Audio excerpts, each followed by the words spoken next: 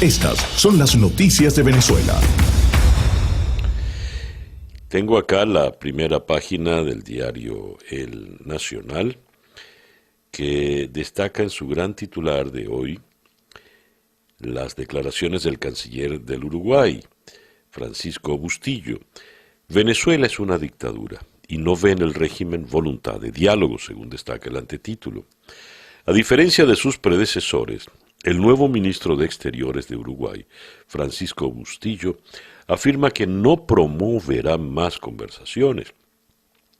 Conforme al derecho internacional público, las normas democráticas, mi propia convicción, la del presidente de la República, la del gobierno todo y, no tengo duda, la de cualquier habitante nacido en la tierra de Artigas, Venezuela es una dictadura. Así lo enfatizó en la presentación de sus líneas de gestión, se está estrenando apenas. Y también destaca el diario El Nacional que los ciudadanos varados en España regresarán al país a partir de hoy. Se activan los vuelos humanitarios.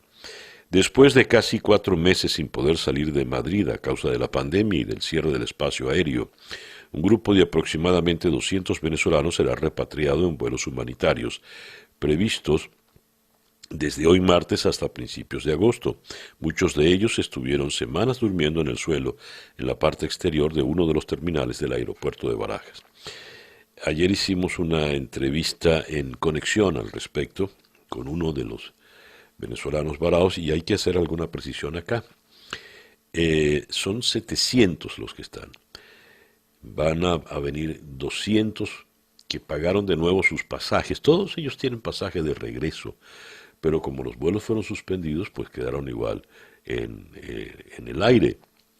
En realidad son 700 y van a salir solo 200, es decir, hay que velar por los 500 que quedan todavía allá, ante los cuales el régimen ha hecho caso omiso, no se ha preocupado para nada de ellos. Tengo acá la respuesta de este señor Jorge Arriaza al canciller peruano. Bienvenido, canciller Bustillo. Le sugiero refrescar sus amplios conocimientos sobre los principios del derecho internacional, estudiar el derecho constitucional de Venezuela y evitar ideologizar la política exterior de su país por afinidades. Que vivan Bolívar y Artigas. Este individuo Arriaza, prepotente, no solo no se conforma con haberle dado consejos a la Unión Europea, decirle lo que debe hacer la Unión Europea, sino que también se lo dice al canciller del Uruguay: haga esto y haga lo otro. Él como que jura, bueno, será la enseñanza de su jefe, el señor Maduro, que es el dueño del mundo, de las relaciones internacionales, y está en condiciones de darle indicaciones a todos. En fin. Con récord de 443 casos, Venezuela supera los 12.000 contagios de COVID-19 y sigue aumentando el virus en Caracas. Esto lo leo en Contrapunto. Distrito Capital lidera los contagios del día con 179 casos y 2 fallecidos, seguido de Miranda, que registró 119 casos. Tengo acá la respuesta de la Sociedad Venezolana de Infectología a Nicolás Maduro y al régimen todo.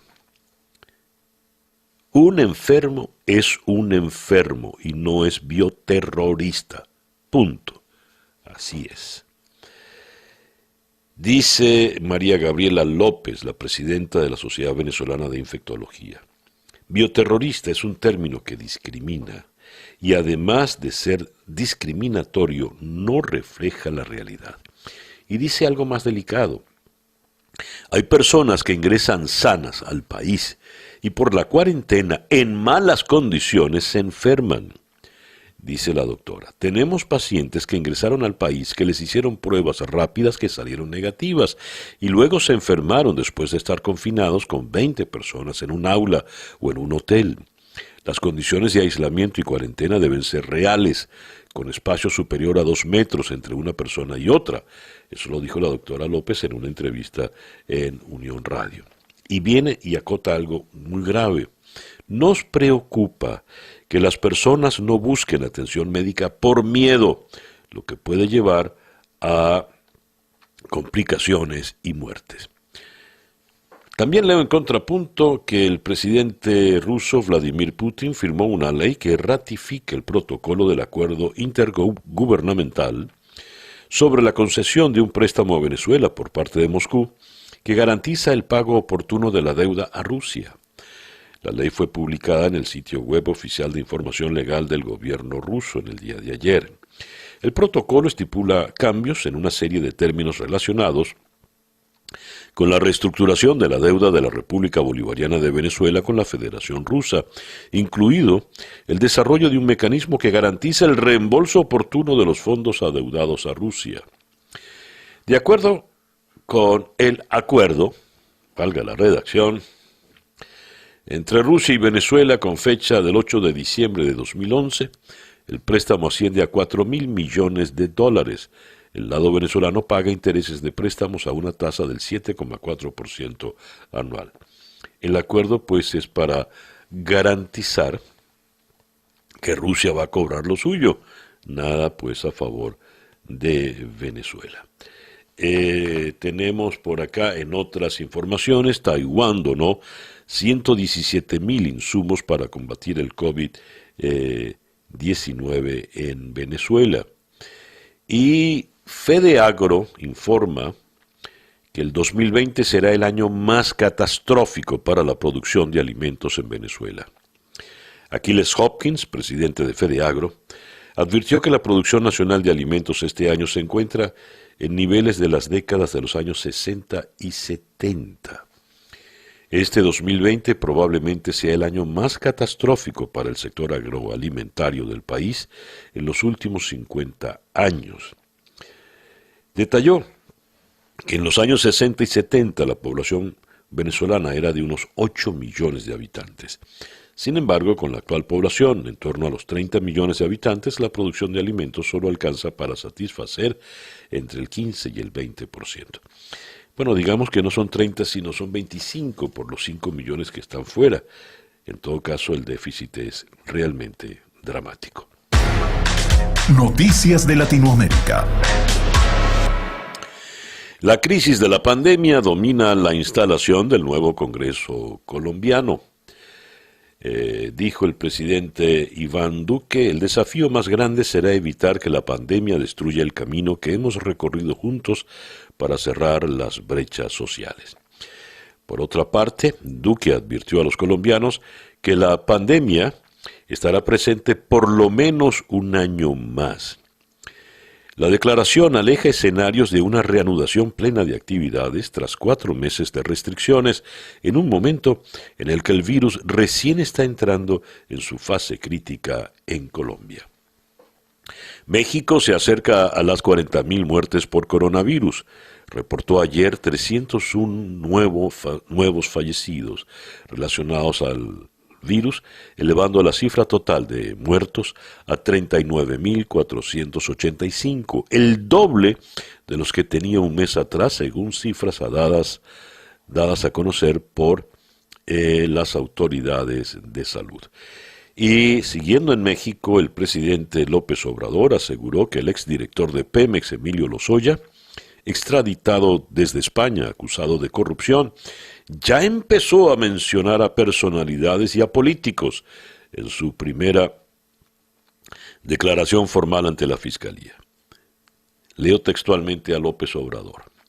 Hay que cuidar al señor porque según información que se tiene, ya incluso hizo una primera declaración que presentó formalmente a la Fiscalía en donde ya empieza a mencionar a personalidades, a políticos y del manejo del dinero. Fin de la cita. En Lima, el recién nombrado presidente del Consejo de Ministros, Pedro Cateriano, indicó que el gobierno está dispuesto a mostrar la verdadera cifra de fallecidos por coronavirus debido a que el sistema que se emplea para la contabilización de los decesos genera un subregistro importante entre los reportes oficiales y las muertes que efectivamente se producen. El señor Cateriano explicó que este desfase se produce debido a que solo se considera a los fallecidos que cuentan con una prueba de diagnóstico positiva a la enfermedad. Disculpen. Daniel Ortega reapareció para celebrar un nuevo aniversario de la Revolución Sandinista con un símbolo esotérico. Las plazas vacías a causa de la pandemia marcaron el aniversario 41 de la Revolución de Nicaragua. Desde el inicio de la pandemia, Ortega ha estado casi desaparecido. Su última presentación pública tuvo lugar en junio en medios oficiales para una reunión internacional. Y Chile registra 2.099 nuevos casos y asegura estar preparado para los rebrotes. El gobierno de Chile informó de 2.099 nuevos casos de coronavirus durante las últimas 24 horas, con un total de 333.029 contagios desde el inicio de la pandemia. Siguiendo en Chile, el Senado comenzó ayer el debate del proyecto de ley para habilitar el retiro del 10% de los fondos de pensiones privados, que ya fue aprobado la semana pasada en su contraparte de diputados. La iniciativa cuenta con amplio apoyo popular y pese a que el gobierno de Sebastián Piñera se ha opuesto a ella, también tiene el apoyo de la coalición oficialista. El proyecto avanza a paso seguro en el Congreso chileno. Brasil supera los 80.000 muertos por COVID-19, contagiados ascienden ya a 2.100.000. El total de fallecidos en Brasil alcanza 80.120 personas. Y en Brasil, el Laboratorio Latinoamericano de la Vacuna contra el COVID, incapaz aún de contener el avance de la pandemia, Brasil ha tomado la delantera en Latinoamérica en la carrera por la vacuna contra el nuevo coronavirus, al apostar por los ensayos clínicos de dos de ellas, una de la Universidad de Oxford y otra de un laboratorio chino. De la de Oxford, sobre la cual volveremos más adelante, hay muy buenos reportes. Argentina rechaza una nueva propuesta de acreedores para reestructurar la deuda.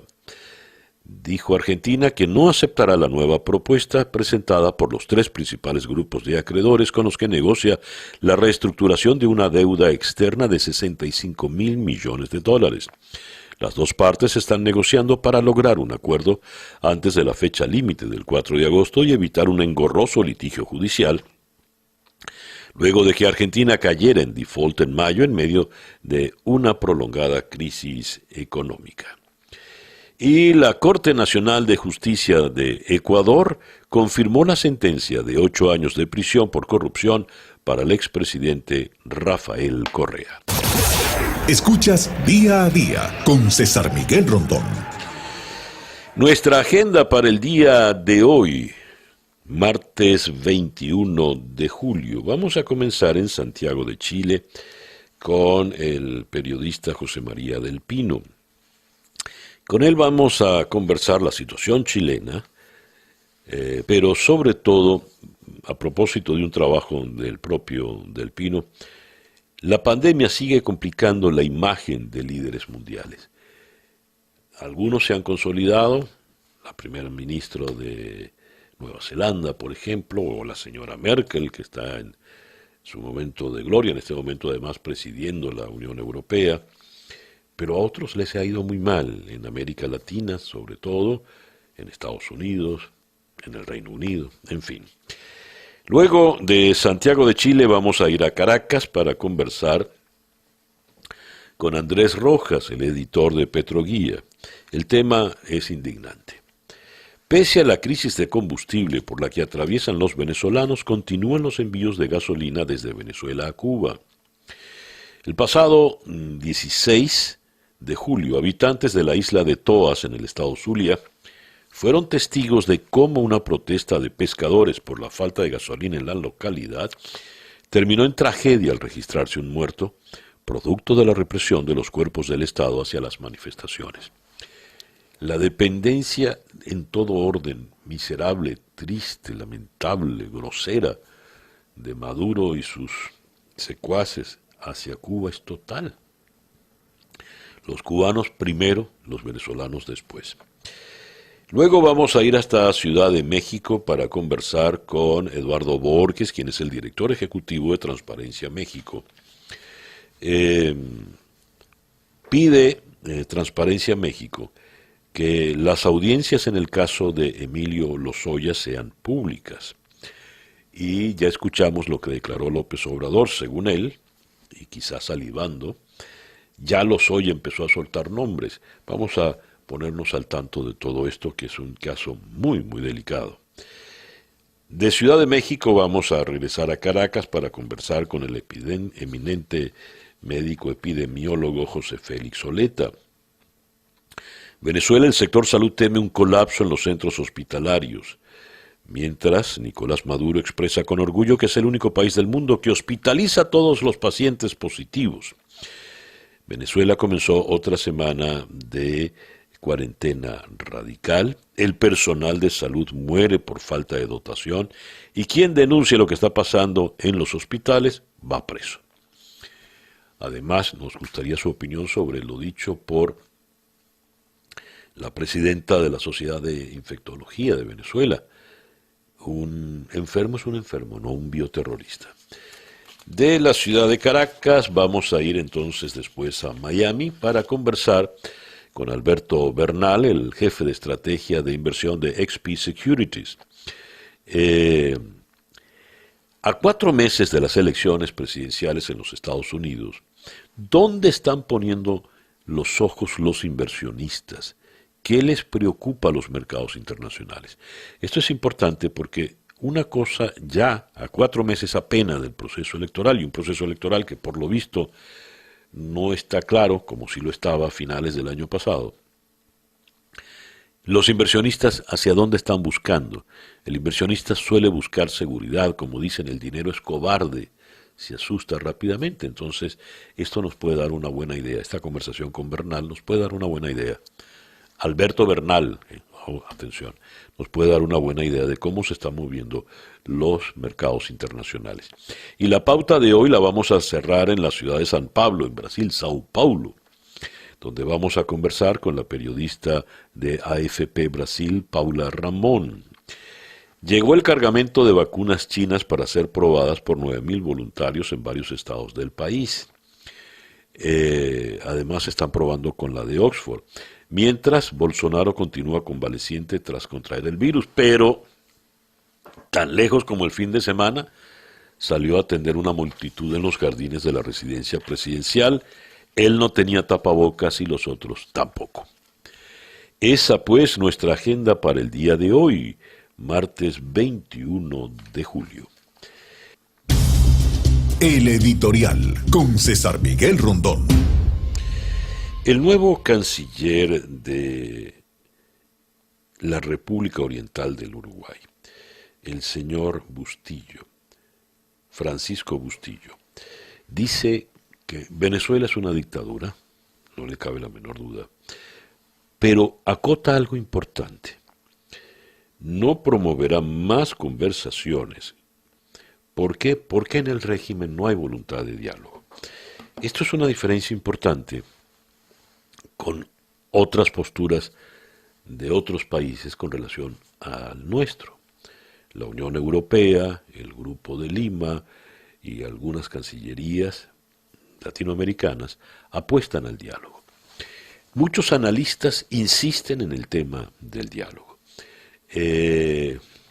Voces importantes en Europa, en Estados Unidos, plantean incluso la conveniencia de ir a elecciones, de darse estas elecciones parlamentarias en el mes de diciembre.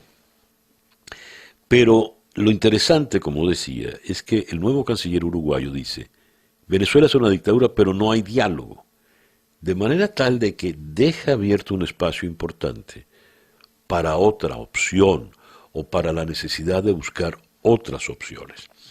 Los analistas, los expertos dicen hay que recuperar el trabajo político y algunos de ellos insisten en el hecho de ir a las elecciones.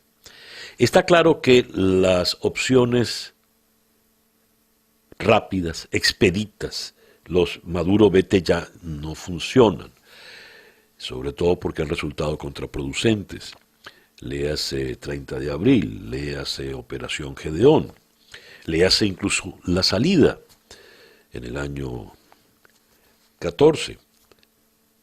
De manera tal de que si esa no va y no hay diálogo posible, ¿Qué hacemos entonces? Sería bueno buscar una tercera opción. El nuevo canciller del Uruguay ha dado el campanazo.